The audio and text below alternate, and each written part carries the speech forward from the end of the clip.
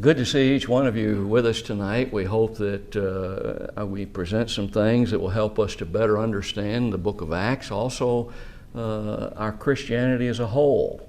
There's a lot of history that's found in the book of Acts, not just with regard to Christianity itself, but also, as we will see tonight, of the Old Testament. And I've often stated that people who do not try to understand the Old Testament and what took place there, they cannot have the kind of understanding they ought to have in studying the New Testament. So let's begin with chapter 13 of Acts, and we're in verse 12 is where we begin tonight. Then the deputy, when he saw what was done, believed, being astonished at the doctrine of the Lord. Now, to give our background again, they have come before Sergius Paulus to try and teach him the gospel. He had wanted to hear what these men had to say, and the opportunity, of course, would be afforded by the Apostle Paul anytime someone wanted to hear. And we remember that there was a man who tried to cause trouble. He didn't want Sergius Paulus hearing what Paul had to say. There are a number of reasons why that could be the case. But whatever we settle on as far as reasons are concerned, it's just simply the matter he didn't want Sergius Paulus to hear this.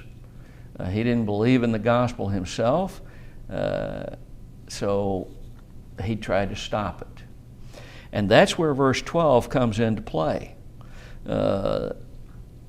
What had happened is that Paul had caused Elymas to become blind because of his opposition to the gospel. And then he wanders around trying to get somebody to lead him about. And so the deputy, when he saw what was done, notice, he believed. The word believed here is a word that carries into, considering the context, carries into the idea of everything that's involved in one becoming a Christian. He heard the gospel, he believed it, obviously he obeyed it by being immersed in that watery grave of baptism. So he became a Christian, but I want you to notice something. Pay close attention to what caused Sergius Paulus to become a Christian. If we don't consider the entire context, if we do not consider the entire verse, we might be say, well, you know, it was the miracle. I want you to notice Paul and the sequence of events. Paul and Barnabas were trying to teach Sergius Paulus the gospel. Elymas was arguing against them, but Paul called Elymas down. That is, he rebuked him. And the Lord, we emphasized this last time, Paul wasn't the one who caused him to be blind. The Lord's the one who blinded Elymas. And Sergius became a Christian. Did the miracle cause him to become a Christian? To accept the truth? Did the miracle, we might say it this way, did the miracle convert Sergius Paulus? Notice what it was that astonished Sergius Paulus. The text says that the thing that astonished him was the doctrine of the Lord. It was the teaching that Paul had done, which was actually the converting agent. But when we think about that, we see what the Bible says about the purpose of miracles. The purpose of miracles, it wasn't just to show somebody some amazing thing. It was not just done to amaze people. It was not just done to cause astonishment upon them. It was caused for a specific purpose. They were used for a specific purpose. And the Lord himself even used them in this manner. It caused them to believe the words that were spoken. The miracle itself could not cause anybody or give anybody salvation. It was just an action that would cause someone to believe that the words that were being spoken were from God. The words were from Him. When we look at Mark 16, verse 19 and 20, notice what it is said there. After the Lord had spoken unto them, that is, the apostles, He was received up into heaven and sat on the right hand of God. And they went forth and preached everywhere, the Lord working with them. Working with who? The apostles, and confirming the word with signs, miracles following. So it's the case that the miracles themselves could not convert anyone. The miracles would cause people to believe that the words spoken were from God. Only God could produce those miracles. The apostles themselves did not produce the miracle. They were simply the agent, just like the words that were spoken, the agent by which proof was given that what they said was the truth.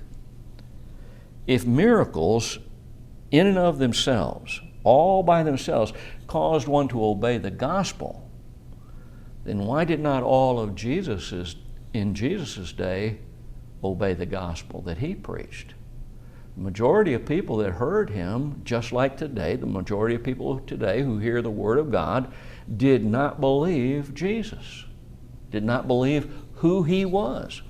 And therefore, if they did not believe who He was, then they could not believe what He said.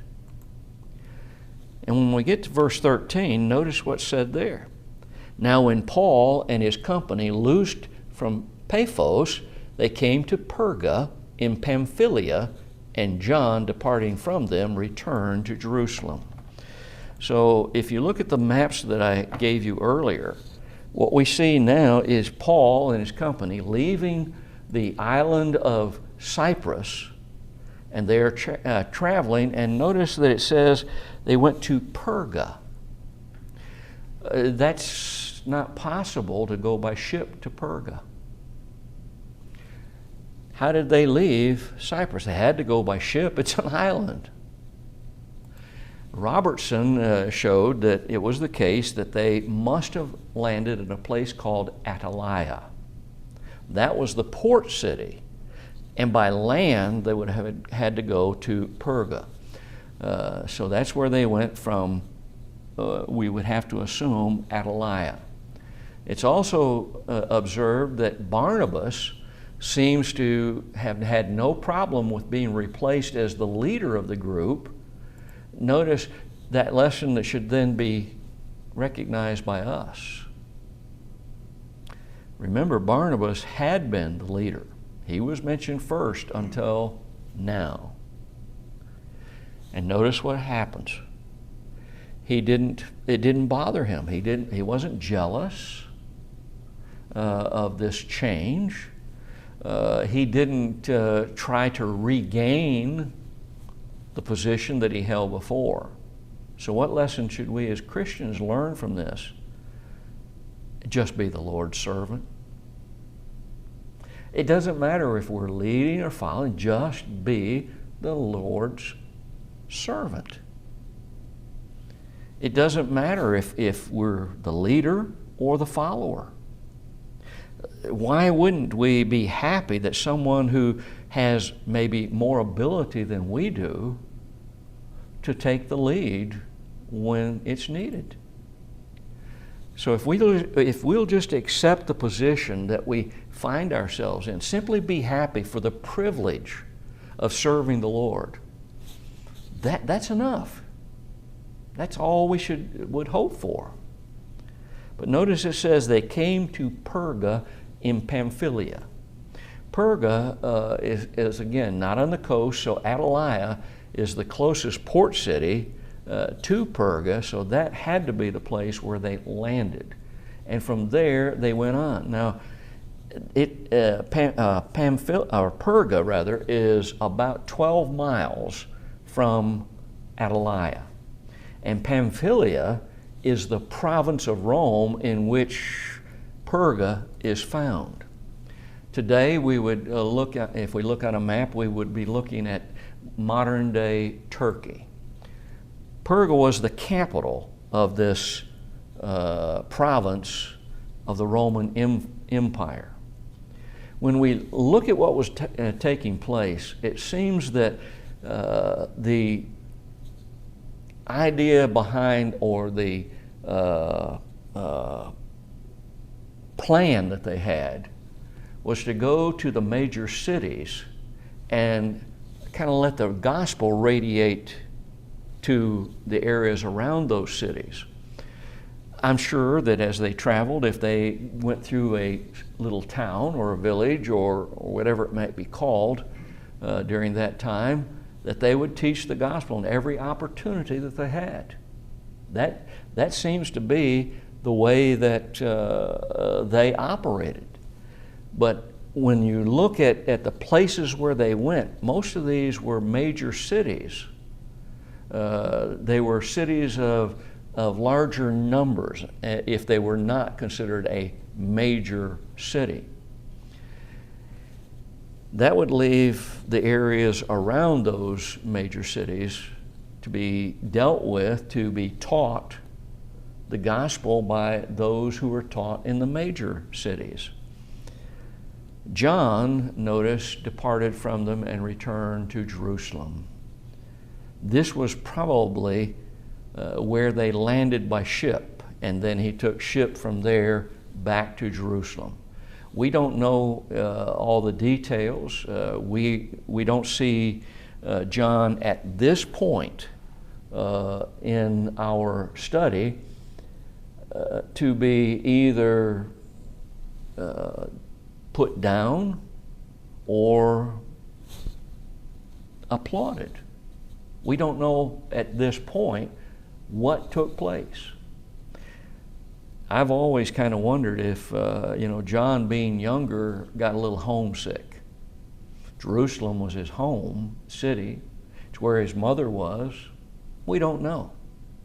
But he departed from them in Jerusalem, and that departation was probably at the city of Attalia. Now, verse 14 tells us, "But when they departed from Perga, they came to Antioch in Pisidia, and went into the synagogue on the Sabbath day and sat down." So notice, when they departed from Perga, they went to Antioch in Pisidia.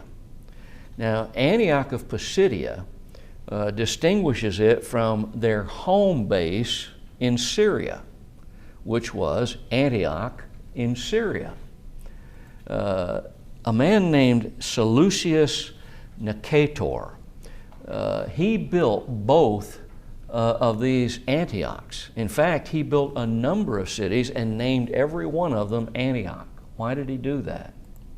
It was in honor of his father, Antiochus.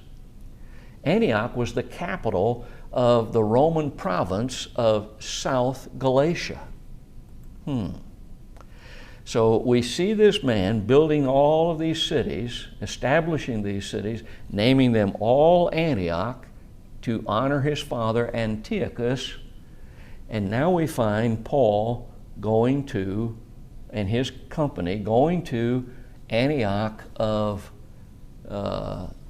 the province of South Galatia. And notice where he went. In each of these places, we see Paul stopping first in a synagogue. If there was a synagogue available, that's where he went. Now, some of the places where he stops, there will be no synagogue. But if there's a synagogue available, he goes there first of all. So why did he do that? Well, we've already examined that in the past. This is where they were basically told to go first. Look at the book of Romans in Romans 1 and verse 16. To the Jew first, and also to the Gentile. This was the practice that they involved themselves in. Why? Because that was the practice that they were initially sent out by Jesus to the Jew first. In fact, Jesus told them, don't go to the Samaritans and don't go to the Gentiles. When they were initially sent out, while Jesus still walked the face of this earth, they were told, go to the Jews only. Now we see them going to the Jew first and then to the Gentiles.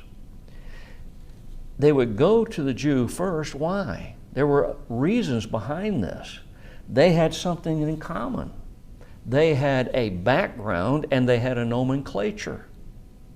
They already had a number of these ideas and concepts which were incorporated into Christianity, and so they were familiar with this. But they also had a background, and the background was their history. And you're going to notice where Paul begins. And notice also that when they went into the synagogue, what did they do? Paul and his company sat down. Now, there are some who speculate that where he sat down was the seats where the rabbis, the teachers of the Jews in these synagogues sat, and therefore they had a message. Others believe, and I am of that number, that they just simply sat down in the assembly.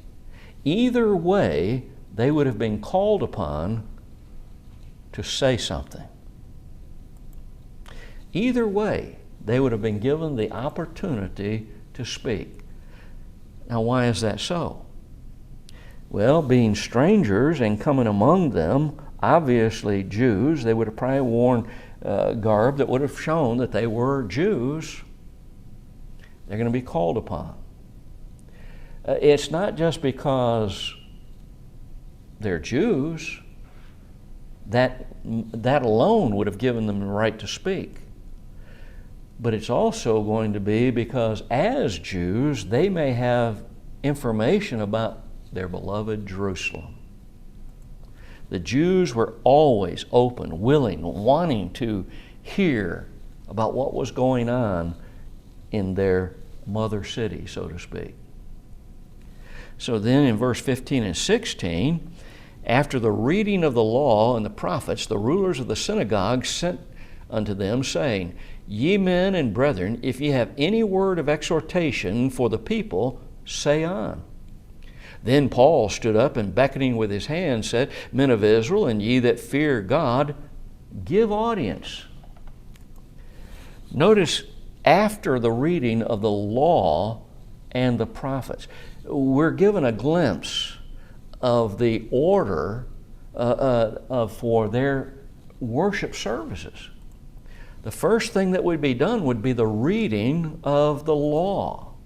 And then they read the prophets, and then they would ask, do you have anything any exhortation to give to the people? The sermon then followed. Read the law, then read the prophets, then teach a sermon. Notice the history of their worship. Originally, it was just a reading of the law. But then when those terrible people, the people under the authority of Antiochus Epiphanes, in 163 BC, when they came to rule over the Jews, they forbade the reading of the law by the Jews in either the temple or the synagogues. They conquered these people. They belonged to them. Now, Antiochus Epiphanes was Greek, and they demanded the people could not read the law imperfect. So what did the Jews do? They substituted the reading of the prophets. Can't read the law, we'll read the prophets instead. They're still reading God's Word. You see what happened there? So when the Maccabees then overthrew these foreign rulers, they restored the worship as it had been before, but they continued also reading the prophets. So they read the law, then they read the prophets that they had gotten used to, and so now you have the reading of both. If you have any word of exhortation for the people, say on, speak up, we would say today. Go ahead, tell us what it is. The invitation in the synagogues would only be given to visiting Jews or to some distinguished teacher of the Jews. Two purposes for this are given.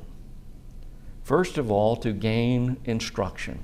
Is there something that you saw in the reading, and this was the way it was usually done, you saw something in the reading that was done that you believe needed some explanation or some encouragement about?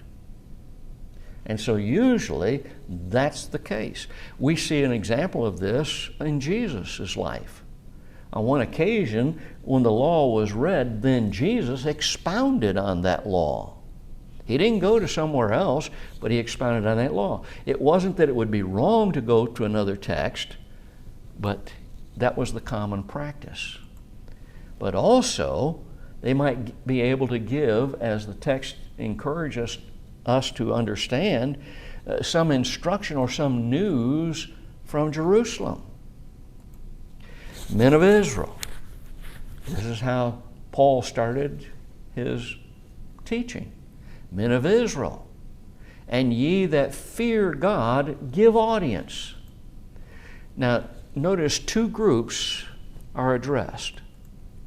First of all, you have the men of Israel. We don't need any teaching about what that means. We know that it means someone who was born an Israelite. But notice the second group, ye that fear God, God-fearers. These people were those who we see also a designation found in Acts 10 and in verse 2. These were the proselytes at the gate. That is, those who had come to believe and understand the law. They may not have gone all the way. They may not have been learners and then submitted to the rites of circumcision. They could be a person who had come to believe in the law, but had not gone quite all the way. Or they could be the people who had believed in the gospel and what we call a proselyte, who had also then accepted the activities involved with becoming a Jewish proselyte. Paul's audience then was composed of Abraham's physical descendants and Gentiles who had been converted to Judaism. So what was Paul's introduction to this lesson? It was something that they would cause them to be inclined to listen, their history. The Jews loved to hear their own language spoken. They loved to hear of the history of their people. Later, he's going to do the same thing when he is arrested as a prisoner of the Romans, because he had spoken to the Jews, but they didn't like what they heard, and so half of them rebelled, and there was a rebellion that was beginning to take place, a riot. And so while he was standing upon those steps of the Roman prison that led into the prison of the Romans, he wanted to speak to them in their own language. And notice what he did. He began by speaking about their history. And what did the Jews who were in the process of rioting do? They settled down and they began to listen.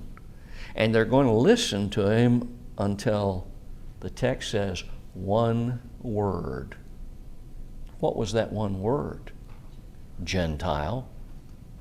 When he said that one word, they began their rioting all over again. screaming and shouting against Paul. We might also notice one thing about the stairs that we see later, the stairs of the prison. What it's showing us, and we know this by historical references, some people like to say hysterical, but no, it's the historical references that we have regarding those stairs. You see, the Romans had direct access into the temple area by these stairs that led down. How did the Romans get to Paul so quickly when that riot started? Down those stairs.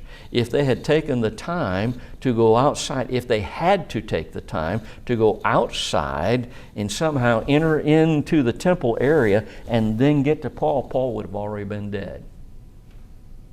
They could get to Paul quickly.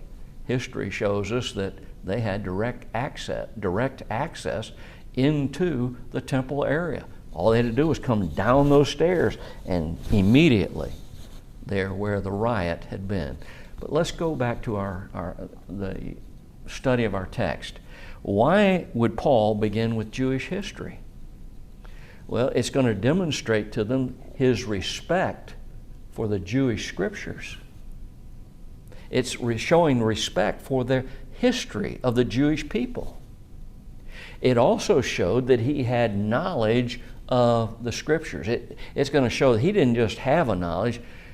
He had what every Jew who had been raised as a Jew, an extensive knowledge of the scriptures. But it would also show them that he had an appreciation for Israel's special place in God's scheme of redemption. They asked Paul if he had a word of exhortation. Tom, if you ask a preacher for a word of exhortation, you know what you're going to get? A sermon. A sermon. Now, look at verses 17 through 22. The God of this people of Israel chose our fathers and exalted the people when they dwelt as strangers in the land of Egypt, and with a high arm brought them out of it. And about the time of 40 years suffered he their manners in the wilderness. And when he had destroyed 7 nations in the land of Canaan, he divided their land to them by lot. And after that he gave unto them judges about the space of 450 years until Samuel the prophet. And afterward they desired a king, and God gave unto them Saul the son of Cis, a man of the tribe of Benjamin, by the space of 40 years. And when he had removed him, he raised up unto them David to be their king, to whom also he gave testimony, and said, I have found David, the son of Jesse, a man after mine own heart, which shall fulfill all my will. Notice, he gave them a history lesson of their own people in an abbreviated form. Now notice the first part of Paul's sermon dealt with the general history of their people. And there are many similarities here between this sermon and the one that Stephen gave in Acts chapter 7. If you go back there, and I hope you will later on, after you go home tonight or during some time in the near future, and go back and look at the sermon that Stephen gave to the people. They're very similar. Now notice it says that he suffered he their manners. What is that talking about? Well, when we think about suffering, we think about enduring something that isn't really pleasant. And when did this take place? This suffering that the Lord did, that God did. It was during the wilderness wanderings. The Greek word that is used here is tropopho.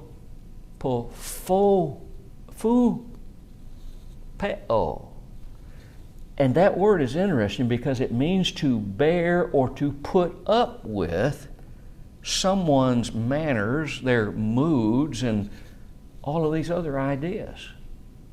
So what we're being told is that God put up with something, that he bore with something that wasn't what he intended. It wasn't how God wanted them to act. He suffered. He put up with what they did.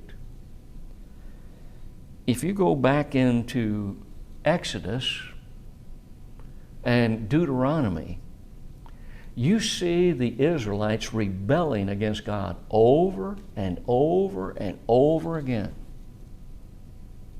They did those things that God did not want them to do.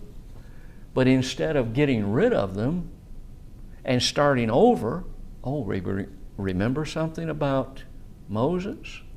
At one point, God was so disgusted with the Israelites worshiping an idol that he told Moses, I'll just destroy them. And basically, I'll start all over with you. I'll raise up a generation from your loins. I'll cause a people to exist that aren't like these people that are rebelling by worshiping idols right now. You see them rebelling time after time. God suffered their rebellions. God suffered their disobedience. Can you name those judges?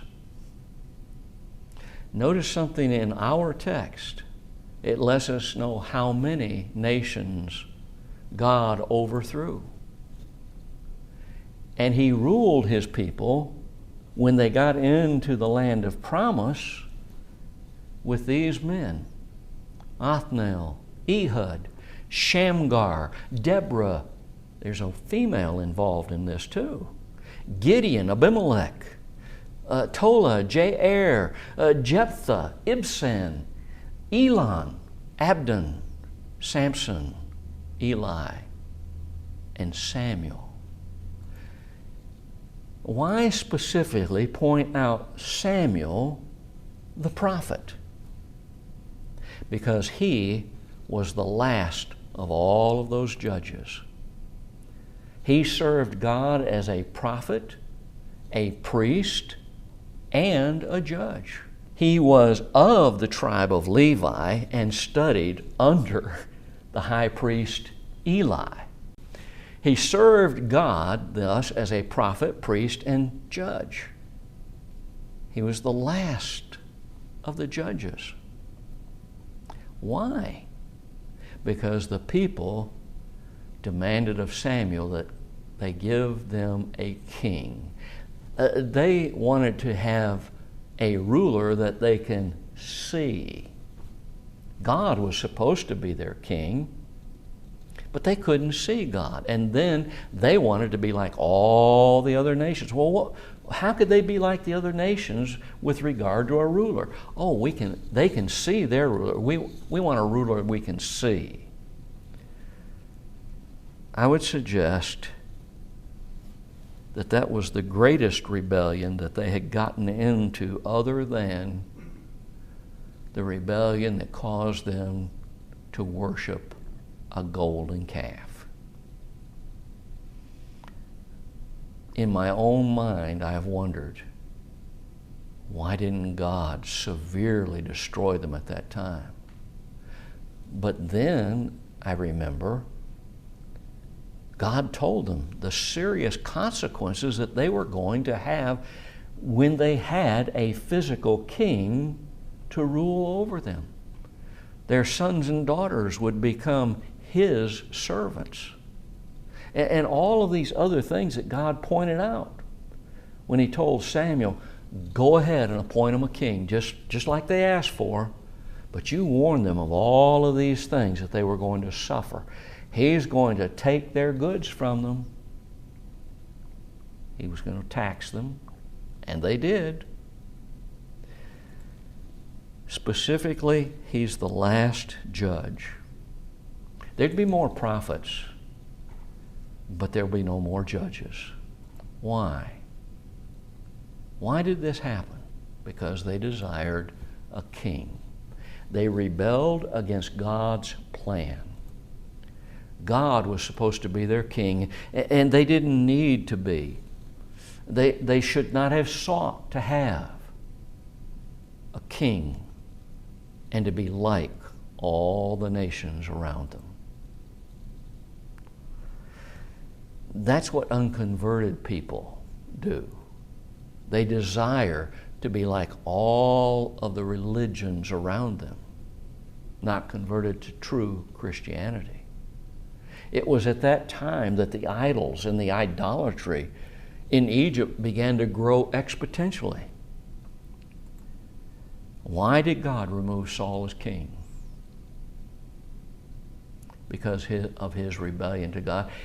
Specifically, the thing that really caused him to be taken away as king was his foolishness in refusing to destroy all of the Amalekites. Now, some would say, well, no, wait a minute. It was his sacrifice because he wasn't from the tribe of Levi. He didn't have the right. He was not a priest to offer sacrifice. But notice that it's after he came back and refused to destroy all of the Amalekites, all of their animals, that the pronouncement is that I found another king. I found one who will obey me. Now the Bible tells me that he had found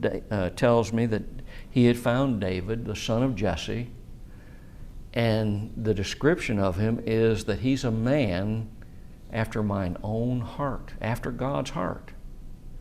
And he will fulfill all my will. Now, does that mean that David was perfect? No. In 1 Samuel 13 and verse 14, the Lord hath sought him a man after his own heart, and the Lord hath commanded him to be captain over his host, or his people, because thou hast not kept that which the Lord commanded thee. That's what Samuel told Saul. Note, God didn't call him a perfect man. Number one, there's no such thing among human beings, pure human beings. Now, the Son of God, in the form of a man, kept God's law perfectly. He kept the law of Moses perfectly. But a normal man, Saul, David, you, me, we don't keep the law of God perfectly. That is, without breaking any law God has given. So what does the example of David show us? It shows me that I can be imperfect and yet be a man after God's own heart. What kind of man is that? Remember something, God expects us to aim for absolute perfection. That's what He aims for us to do. But He also understands that I cannot hit the mark perfectly every single time. Who were the 7 nations that God destroyed to make way for the Israelites? Well, He lists them for us in Deuteronomy 7 and verse 1. Here He just tells us 7 nations. It's the Hittites, the Girgashites, the Amorites, the Canaanites, the Perizzites, the Hivites, and the Jebusites. Notice something about those 7 nations. Sometimes the Canaanites were a specific people, but they also were used, the word Canaanites was also used to signify all of those 7 nations. Look at verse 23. Well, let's come back to verse 23. I see our time is up. Hope that we've given us something to think about and help us to remember our history of the Hebrew people and some of the important things about that history, and help us to better understand, give us the ability to better understand that history and how its importance is involved in our studies of Christianity.